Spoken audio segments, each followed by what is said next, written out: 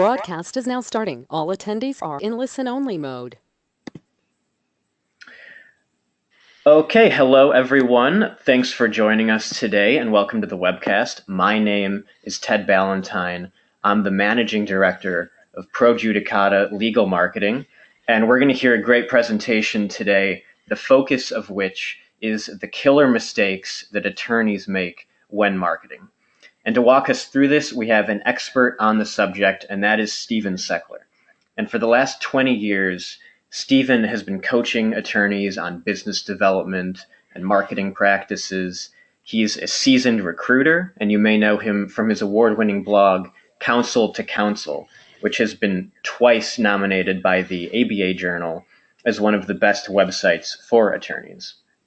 And before we start, I just want to mention that there will be a Q&A session after the main presentation.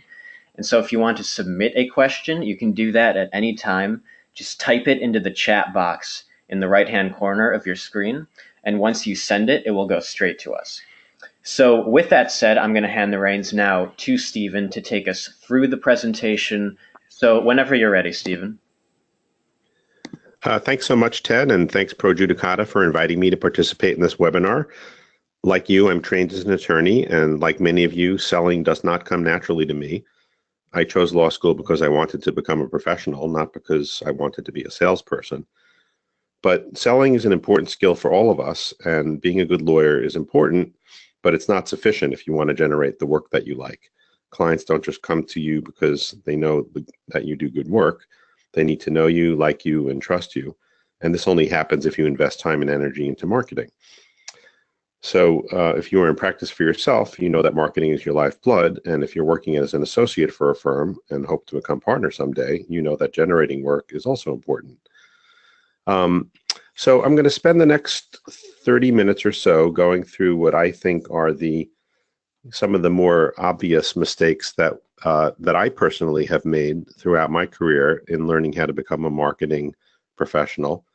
In the household that I grew up in, just trying to get the slide to change here. In the household that I grew up in, business was heavily frowned upon. But in the years since I graduated from law school, I've learned a lot about marketing. I was very fortunate in the early 1990s to have the chance to meet a lot of the pioneers in legal marketing. And while I would never consider myself like a major rainmaker, I've overcome many of much of my early reluctance to selling, and I've learned how to be successful at it. So what I'd like to do is give you, as I said, about 13 different mistakes that I think are common. There will be time at the end for questions, but I also want to invite you to contact me after the fact. I'll have my contact information up at the end. Feel free to email me if you'd like to be on my email list, on my newsletter list. I invite you to look at my website.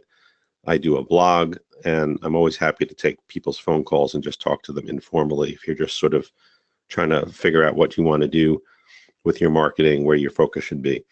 A lot of this is art, not science. And I think it is really helpful to just kind of kick ideas around with other people. So let's get started. The number one mistake that I think most of us make about marketing is that we save it for a rainy day. We don't set aside time for marketing on a regular basis. Selling professional services is different than selling products. People hire you because they know, like, and trust you. And it takes time to build that trust with prospective clients and referral sources. In addition, the people you're trying to sell to may not need your services very often, and the people who are your referral sources may not hear about opportunities to refer to you that often. So what you really want to be doing is staying in front of people over a very long period of time. And what this means is that you should be marketing every week, and I don't have to say every day, but certainly you should be thinking about marketing all the time so that when the opportunity does arise for people to ask you a question or to refer someone who has a need, you're there to be able to do it.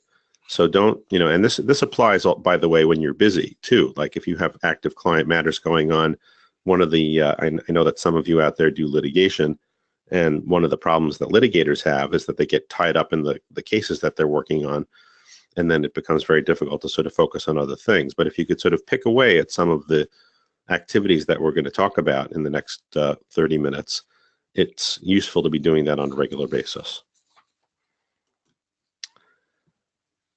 One of the things that I think is really important in being a professional services provider is to be enthusiastic and to choose things that you like. I think when you exude enthusiasm for what you do, it really shows and it communicates the value that you have to add. If you are not letting people know what you like doing, if you're working on things that you don't necessarily like doing, it makes it very hard to be enthusiastic about it. So, for example, if part of your practice involves domestic relations, family law, and you really are feeling like that's not something that you really enjoy doing that much, you're just doing it because it helps to pay the bills, I would submit to you that choosing some other areas of practice, like other types of litigation, may be a more sensible way for you to grow your practice, because it's going to be hard for you to communicate effectively to people that you really like what you're doing and that you're good at it, and that enthusiasm comes through when you're doing something that you like to do. Of course, all of us, have to spend some portion of our time doing work that we don't like, and we all have to spend a portion of our time working with clients that we don't like. But the point here is to keep it in balance and to try to focus on things that you do like doing. Another big mistake that a lot of lawyers make is they sort of feel like, well, I'll just, I'll send some things out. I'll write some articles. I'll talk to some people on the phone. Professional services are different than products, goods, and other things. If you get out of your office, if you make connections with people, you will dramatically increase the likelihood that you're going to get referrals, and you will dramatically increase the likelihood that people are going to remember who you are. It's a busy world. It's a very electronic-oriented world, but getting out and meeting people is really an important part of being effective in marketing. And I think that's a mistake that a lot of lawyers fall into. A lot of people who go into the law tend to sort of be introverted, but getting out of your office, even to sort of meet people one-on-one for coffee, is going to really help advance your marketing. I've heard this, I've heard people tell me, oh, I did a seminar, I gave a presentation, and I didn't end up with any clients. And I think that this sort of goes back to some of the other things that we were just talking about, which is that you have to do a lot of these activities over a long period of time. So doing one seminar, writing one article, that's really not enough. It's really not sufficient to try to build your reputation and to build the relationships that you need to get the referrals that you want. Things take time. I mean, if you're, working on a bunch of things now, you may not see any results from them for, 5-10 years. Some things may not percolate for. I mean, obviously you want things to happen quicker than that. But the relationships that you build today may yield results somewhat down the line. The reputation that you built now won't necessarily produce results right away. You really need to be thinking about doing things over a long period of time, and expecting immediate results is really not realistic when you're selling professional when you're selling professional services. I will say this, I do always hear exceptions to this rule. I have a lawyer who I was working with more in my capacity as a recruiter, but she's a very enthusiastic and go-getter type of associate. She started her own podcast, and after her first episode of that podcast, she had sort of targeted a particular niche of she had started trying to pitch to restaurants, and she did this podcast that was, of particular interest. It had to do with microbreweries in her region, and she actually picked up a client just from doing that podcast. So there are exceptions. People do sometimes do a presentation and immediately turn up with a client, but I think wanting to be in things for the long haul is probably a better mentality. This I think is sort of an occupational hazard of lawyers. We're sort of trained to sort of think about everything that can go wrong, and then we tell our clients what are the risks. And that is an important part of being a good lawyer. But I think if you sort of want people to be thinking of you as someone, as a go-to person when they have a problem, you also want to be perceived as a problem solver, not just somebody who spots issues about things that can go wrong. So you don't want to be just perceived as like a deal killer. So I don't know if you're providing real estate services, if you have clients that are doing leasing, don't tell them what they can't ask for, and at least tell them what they can help them figure out how to get around the issue that they're trying to solve. And if you're coaching a client on who's going to be deposed in a deposition, you could tell them what they should avoid saying, but also tell them what they can say and give them some tips on how to present themselves so they feel like they have something that they could put out there in a positive way. If you're working with a corporate client that is trying to hire employees and they're worried about people being hired and then stealing their ideas, and they want people to sign a non-compete agreement, and maybe non-competition agreements are not enforceable in your jurisdiction, tell them what they can do to protect themselves. In divorce, tell your clients what is customary in child custody arrangements. Don't tell them what they can't do or what they won't be able to get away with. Another issue for a lot of lawyers is that, and I haven't defined this yet, so let me define it now. So there are sort of two types of ingredients that go into selling legal services. There's marketing, which I define as sort of all those activities which help you build your reputation. That could be speaking, writing, just basically getting known in your field. And then there's business development, which is sort of getting out and cultivating relationships. And there's an overlap between those two things, because as you get to know people, some of the marketing that you do can help reinforce the relationships. Like, let's say you've met somebody at a networking function and you meet with them for coffee, and you agree that you each want to try to refer work back and forth to each other. Maybe the person is an accountant or something. If you do marketing, like you write an article about a subject that might be of interest to that person, sending that article to that person is marketing, but it's also business development. So I think, as you continue to progress, I don't know, we have a kind of a range of people out there. Some of you, it looks like, have been in practice for quite a long time. Some of you are sort of more junior. Earlier in your career, I think the emphasis has to be a little bit more on reputation building activities, getting out and doing a little speaking, writing some articles, maybe doing a blog, maybe posting things on social media, getting known for a particular subject matter. But as you progress and as you get more experienced, what you really want to be focusing a lot of your energy on is cultivating relationships, because it's those relationships that are going to lead to potential work, potential referrals, and that's where you want to be spending your time. Okay, I did one thing that I didn't do properly for setting this up, which is I did not disconnect my phone. So I apologize if you're hearing the phone ringing in the background. So let me continue. I apologize. Now I've said that marketing is not as important. However, I did notice that quite a few of you that have signed up for this webinar are actually are selling legal services that are a little bit more B2C rather than B2B. And if you are like doing personal injury work, if you're doing family law, if you're doing things where you're not representing businesses so much as you're representing individuals, then marketing actually might play more of a role. And the reason for that is, if you think about it, if I'm a business owner and I need a lawyer, I might reach out to my accountant or to some other trusted business advisor to find a lawyer. If I'm a person who just got into an accident and I'm concerned that I've been injured and I think I may have a right to recover some damages from the other driver, I may not know any lawyers. So I might turn to a Google search.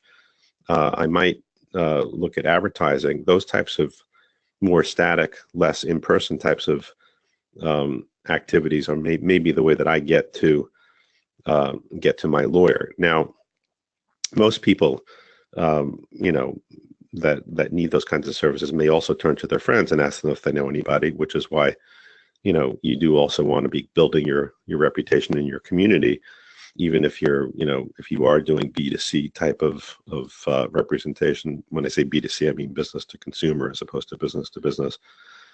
But for anyone who's representing any kind of institutional clients, any type of business, you know, getting out and meeting other people and other professionals and other potential referral sources is really important. So don't spend all your time on marketing.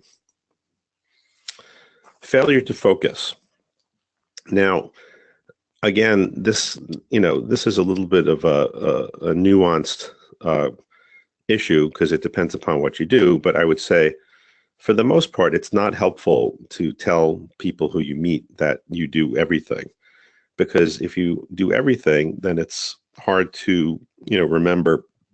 You know, it's hard to remember somebody who provides, you know, 15 different services. It's better to focus on 1, 2, or maybe 3 things when you're explaining to people in your elevator pitch what it is that you do.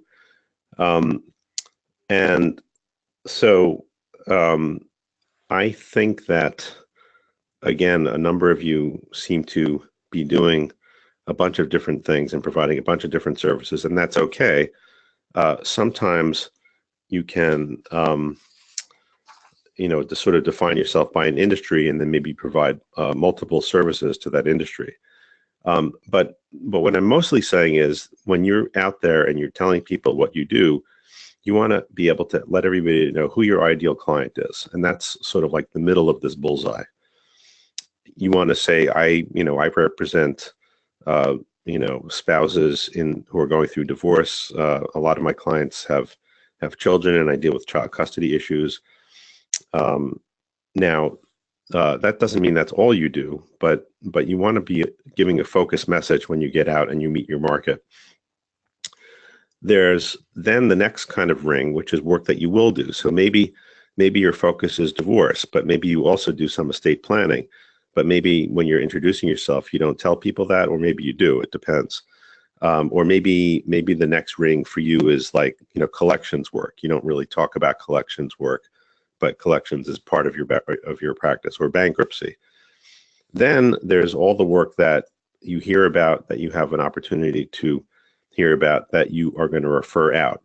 So, for example, maybe you do litigation, but you don't represent, you know, you don't do business representation, or maybe you don't do intellectual property. And just sort of knowing what your ideal client is and being able to have a focused message, that will help you in your efforts to sell your services, because you want to be memorable. You want to give people a pretty focused message so that they can remember who you are, what is your core focus. And you know, again, being open to what other types of work comes along, so that you know that you are willing to take that type of work. That's a good thing. But then also knowing what work you're not going to do, because you know, you can't really you can't be remembered for everything. So I'm in the search business, and I have, you know, I get, you know, from time to time I'll hear from lawyers who want to relocate. I'm in the Boston area, and people who want to relocate, and the messages that are sort of the least effective, I might hear something like this, like, you know, dear Mr. Seckler, I'm a family lawyer, but I also do civil litigation and bankruptcy and some estate planning, and you know, I do represent some small businesses. So when somebody tells me something like that, it's just very, very hard for me to help them, because I don't have any way to remember them. It's not focused. They haven't really defined a niche, and that's what you want to try to avoid. Now, for you, being if you're representing a particular industry, like, let's say you represent restaurants, or you represent startup businesses, that could be a niche in and of itself. And having an industry focus is a very good way to let the world know who you are and what you do. And then maybe for restaurants, you do some corporate work. You do help them with their leasing. You do help them with some litigation matters that come along. But when somebody introduces you, or when you introduce yourself to someone else, you're not telling them, you know, I do litigation, bankruptcy, real estate, corporate. You know, you're saying, I represent a lot of restaurants in the legal issues that they face. trying to do everything yourself.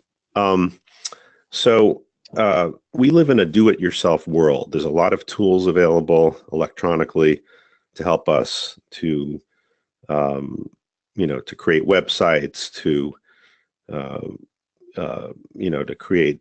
We can create graphics. We can do all kinds of things by ourselves, and that's a good thing because it means that the cost of doing business is lower. However, that's got to be kept in check and in balance. So if you're particularly strong with the computer and you're able to sort of create your own, like for example, presentations on PowerPoint, then go ahead and create your own presentations on PowerPoint. But if you really struggle with the computer and it's not something that is a great strength of yours and you have a presentation to give, then it really is worth paying somebody a little bit of money to help you figure it out. There's a lot of people out there in our gig economy who are available to help us with all of these things. I needed a logo because I was sort of slightly changing my business name. And I was all set to sort of just go, there are actually ways that you can create a logo. You can go to a website. There are a bunch of websites that, for fairly short money, you can create logos, but it is kind of a do-it-yourself thing. And I was all set to do that, but then I realized that that's really crazy. I like good, decent artwork. And so I have a friend who's a, graphic designer. And so for relatively short money, she created this nice logo, which I now have on the bottom of the screen there. And it was definitely a huge time savings. I could have spent hours and hours doing it, and I have other things that are more important, and I didn't. I'm really happy that I didn't. The same thing is true with technology. The same thing is true with finance. There are all these different aspects of running a law practice if you're running your own, where you can get help, and you don't have to hire somebody full time. You can just get the little bit of help that you need. Now, for those of you who do personal injury and other types of consumer type of law, divorce, it is actually true that you can capture a lot of attention if you are using your website to its maximum, and if you're posting good content, maybe even possibly creating some videos, possibly doing a blog. If you're having trouble figuring out how to maximize your search engine optimization so that people can find you, maybe you want to hire somebody that can help you with that. If you're not somebody that likes writing that much, or if writing doesn't come as easily to you, but that you want to have more writing on your website, maybe hiring a company like Pro Judicata to help you is a way to leverage your time. And instead of spinning your wheels, you're billing the clients that you do have and getting billable work done. And meanwhile, somebody else is helping you get the content together that will help you advance your reputation. Again, the marketing, which we're talking about right now, is more relevant to is most helpful to keep focusing on if you're selling to consumers rather than to other businesses. I don't want to dismiss it and say that it's not important to have content and good marketing and presentations if you're selling to businesses, but I think it's really important if you're selling to consumers. Thanking your referral sources is really, really important. If you really expect people to keep contacting you and giving you leads, you want to be thanking them, and you want to be doing it within 24 hours. I do a lot of networking with people, and I help a lot of people informally. And it's really striking to me when people not only thank me, but follow up a week, 2, 3, 4 weeks later and let me know what has happened. What's even more striking to me is when people meet with me, talk with me, I give them my help, and they don't thank me at all.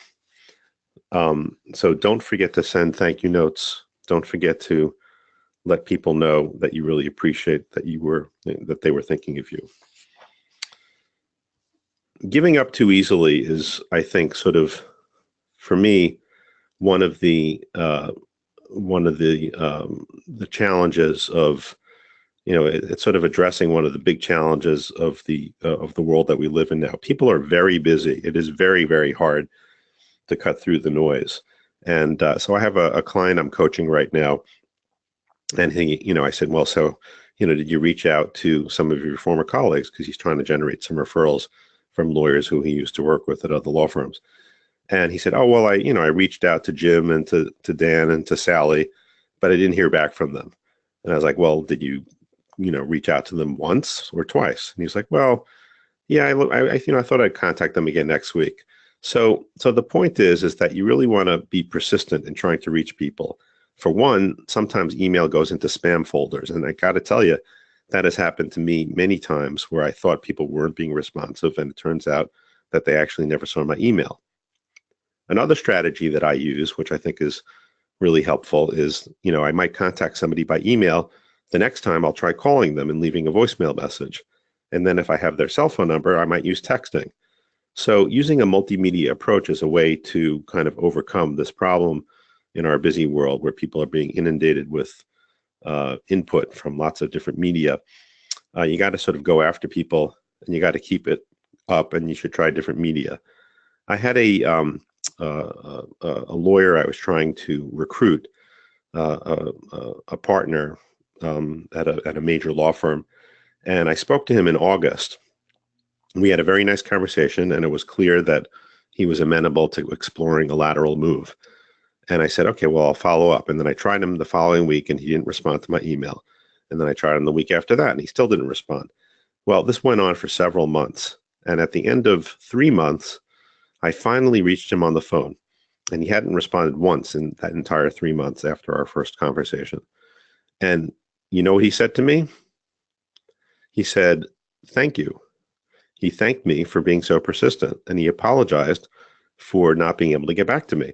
So I guess the basic rule is in marketing and in pursuing business relationships and in trying to cultivate your referral networks, keep trying to go after people until they tell you otherwise. If you think there's somebody you want to connect with, you think there's somebody you want to meet for coffee or whatever, don't just give up after one try. It's really, you're not doing yourself justice, and it's not consistent with reality.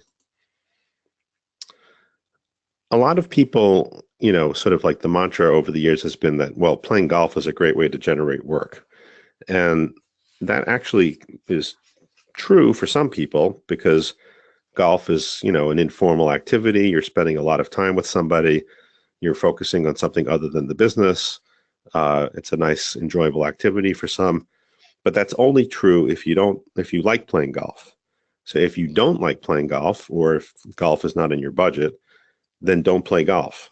It's not a good activity for somebody who doesn't like it. So I guess the overall principle is that when you're out there marketing, you're thinking about how to spend your time and decide which activities that you want to pursue that will help you meet other professionals. Do the things that you're interested in. Join the organizations that are working on causes that you care about. Like I participate in an organization called Let's Get Ready, which helps first generation high school students go to college. And that's a really meaningful and important cause for me. And I, enjoy doing it. And that's why I spend the time and energy doing that. I don't play golf, and I wouldn't even try. Same thing with sports, by the way. I'm not really much of an organized sports fan. One of my colleagues is always trying to get me to take some of our clients to see Celtics games or Red Sox games. And I just don't want to do that because to me, it would be torture to spend 3 hours having to sit next to somebody and watch a sporting event. But for some of you, if you really like sports, that could be a really good thing to do. Talking too much. So I don't think that we really necessarily learn this in law school, but actually the truth is that being a really good lawyer actually involves employing really good listening skills. And I think a good person to illustrate this concept is our former president, Bill Clinton. Now, I'm not trying to make a political statement here in any way, shape, or form, but anyone who knows Bill Clinton or anything about Bill Clinton knows that he was, known to be an incredible listener. In the book Primary Colors, he's sort of described as somebody who has aerobic listening skills. He makes everybody in the room feel like they're the only person in the room. So what this means for you is when you're out there talking to people, talking to clients, talking to prospective referral sources, you want to be listening 80% of the time. You only want to be talking 20% of the time, because if you listen, You'll find out what people are interested in. You'll find out ways that you could be helpful to them, and you will build the relationships that will help you cultivate the business that you want. And my last mistake that I think everybody should avoid is hiding your successes. So don't be afraid to tell people that you had a good success with a client. Don't be afraid to tell people about some appointment that you had with a leadership role that you had in a trade association. I mean, I think a lot of people who go to law school, again, they're sort of conditioned to not go around bragging. But what I always say is that if it's true, it's not bragging, and really, it's just a matter of letting the world know what you're doing, and it's only letting people know what's actually true. So on your website, you should have case examples, things that you've done, descriptions of things that you've worked on, and the good results that you received. Testimonials are good to have on your website from happy clients. And just posting things on social media from time to time if you have an interesting win for a client or whatnot. But just basically letting the world know what you're up to on an ongoing basis. So that's about all that I have for now. I want to thank you for joining me today. I'm very happy to take some questions. And again, I encourage you to email me. I have a newsletter. I'm happy to put you on the list if you send me an email. I'm going to be doing a podcast on various career and marketing issues facing lawyers. That's going to be starting the end of this month. And I'll be sending around notice about that through my newsletter. And I'm always happy to get people's comments and questions and help you, because I think that building a practice and having your own business makes for a much happier lawyer. And I think the lawyers that I've observed in my career who are the happiest in private practice anyway are the ones who do have their own clients and have people coming to them and are relying on them as the trusted advisor. So you all deserve that. And, I'm happy to help you try to get there. Okay. Thank you very much, Steve. And we do have a couple minutes for some Q&A now. So we've gotten some good questions already. If anyone in the audience has a question that they want to ask and they haven't asked it yet, feel free to type it into the chat box in the right-hand corner of your screen. So the first question is, Steve, do you subscribe to the ABC mentality of sales? ABC, I think, meaning always be closing. So the question is, do you subscribe to the always be closing mentality of sales? No. I don't. I mean, I think that's a little bit old school personally. And I think that you should always be opening. And when I say opening, I mean, you should always be opening up the conversation, not trying to get people to buy from you. You should be finding out what they need, how you could be helpful, getting them to tell you more about what they need, getting them to describe more about their problem and their situation, and offering them resources that can help them. That's how you sell professional services. Okay, so next up, so you mentioned, activities like speaking. And in your experience, Steve, do speaking engagements typically produce relationships that can then be built into future business? And if they do, what is the follow-up process like for that? In other words, how does an attorney use a speaking gig to open the door to relationships? Do they stand at the podium after the presentation and just wait for people to come up? Is there something more proactive they should be doing? What is that process like? So I think good question. So I think the value of speaking is multifold. I mean, there is the value of just having people in the room and doing the presentation, and then maybe people in the audience will actually want to engage you or talk to you about possibly representing them. But there are other aspects of speaking that are very helpful and important. So I'm doing a presentation next week for the Boston Bar Association on career paths for associates. And part of the planning process for me was calling around and getting input from the lawyers who I wanted to have on the panel. So the process of putting together a panel actually was a relationship building activity for me. I got to know the people who were on the panel, and I got input from people who were helping me plan the panel. So that was one value of the presentation, which hasn't even happened yet before it happened. Then there was the whole value of just sending around the notice to people on my mailing list, letting them know about the presentation. So regardless of who comes to the program, I've now let, several, a couple of thousand people know that I'm doing this presentation. And while they may never come to the presentation, they now know that I am somebody who at least the Boston Bar Association thinks knows something about legal careers. So there was that value. At the presentation, of course, I will, we'll try to do what we're doing right now, which is entertain questions. And of course, in a webinar format, it's, we're really not able to have the face-to-face relationship building. But in a live presentation, you want to make people feel comfortable to, take formal questions and then say, I'll stick around after, let everybody go at a reasonable time, and then say, and I'm also going to stick around for a few more minutes if you have additional questions, because there's always going to be people who might have more sort of private questions that they don't really want to place in front of everybody. And then letting people know, here's my email address. I am happy to invite your questions. Please feel free to contact me. I'm happy to talk to you informally. And then another thing that you can do at a presentation is ask people to give you their email address and say, I will send you, and then whatever it is that you didn't give them at the presentation. So maybe you have like a checklist for, for pulling together your documents to put together an estate plan, or, I don't know what one other thing of value that you didn't give them during the presentation that you can offer to send them after the fact, or like I did, I offered to put people on my mailing list. I think we have time for one more. Final question here. Are there differences in marketing strategies for estate planners versus, say, family law versus contingency, litigation, etc.?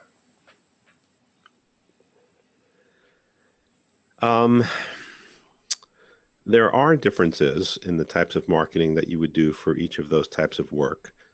Although I think a bigger difference is what I was trying to suggest during the presentation, is that the biggest difference is between whether you're selling legal services to individuals or whether you're selling them to companies or institutions. So I think, I think there could be a lot of overlap in all of the types of tools that you use for all the different kinds of practices that you engage in. I'm sorry, I'm not really sure how to give a quick answer to that one.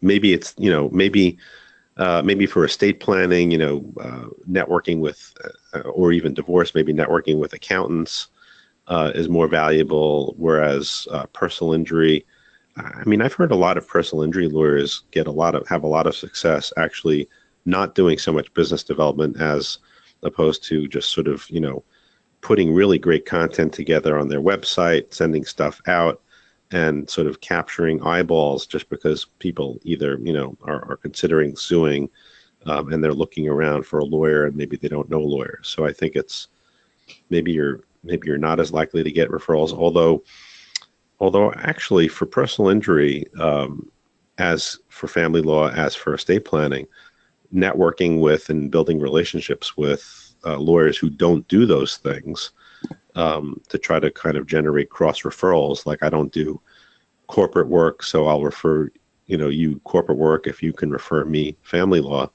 That could work with all of those practice areas.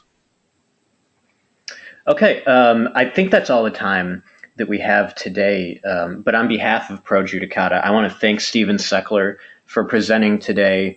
And of course, a huge thank you to everyone in the audience as well for joining us. Keep an eye on your inboxes. We'll be sending out a follow-up email, and we appreciate any feedback that you provide. And with that said, thank you again, everyone, and have a great day. Thank you.